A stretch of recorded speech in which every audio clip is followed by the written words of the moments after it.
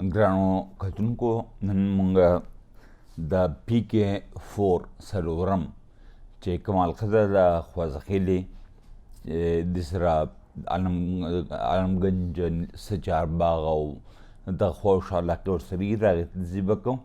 په دې کې د ټولو نه مهم امیدواران چې کوم ولاړ دي په هغې کې ډاکټر حیدر علي دی کوم چې تعلق پاکستان پیپلز پارټۍ سره دی، سردار خان دی چې د تعلق مسلم لیگ نوم سره دی، سید قمر د JUI سره دی، علي شاه خان آزاد امیدوار دی خو تعلق یې د تحریک انصاف سره دی، او محبوب الرحمن چې دی نو دی د تحریک انصاف پارلمنټرین سره تعلق ساتي.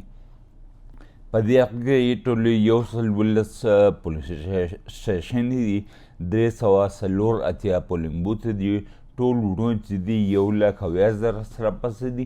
په دې کې 92,000 نه زیات سړي دي او 88,000 پکې ښځې ووټرانې دي. د 2018 په انتخاباتو کې دلته د تحریک انصاف امیدوار ډاکټر حیدر علي سره پس 18,000 ووټه اخیستو ګټلې وه. په دویم نمبر د نون لیگ سردار خان ورسره پس 13,000 ووټه اخیستو او آزاد امیدوار محبوب الرحمن په دریم نمبر و چې څه کم 10,000 ووټونه اخیستو. په 2013 کې دلته نه په ضمني انتخاباتو کې سردار خان کامیاب شو چې څه کم 11,000 ووټونه اخیستو. تحریک انصاف سجاد علي 15,600 ووټونه اخیستو. په دریم نمبر باندې آزاد امیدوار محبوب الرحمن و چې سره پاسه 8,000 ووټه یې اخیستي وو. دا ضمني انتخاباتو بخښنه غواړم. په 2013 کې دلته نه د مسلم لیگ قیموس خان سره پاسه 10,000 ووټه اخیستو ګټلې وه. په دویم نمبر باندې د جمعیت العلماء اسلام علي شاه ایډوکیټ و چې اصله پاسه 10,000 ووټه اخیستي وو. او په دریم نمبر د عوامي نیشنل پارټۍ ډاکټر حیدر علي و چې هغه هم سره پاسه 10,000 ووټونه اخیستو.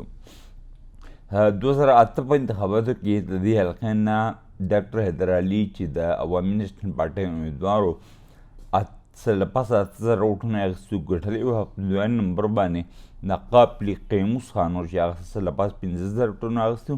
او په دریم نمبر باندې د پیپلز پارټۍ محمد شاهي خان و چې هغه 4,500 ووټونه اخیستو. دغه رنګ د 2002 په انتخاباتو کې دلته نه مفتي حسین احمد د MMA سره پاسه 12,000 ووټونه اخیستو ګټلې وه. په دویم نمبر باندې د عوامي نیشنل پارټۍ ډاکټر حیدر علي و چې څه کم 10,000 ووټونه اخیستو. او په دریم نمبر باندې د پیپلز پارټۍ چیرپا سید علاالدین و چې هغه 15,300 ووټونه اخیستي وو. په دې حلقه کې د پیل امیدواران بدل شوي، پارټیانې بدلې شوي دي، خو بیا هم د امیدوارانو د منځه سخته مقابلې امکان دی. دا حلقه PK4 وشوه.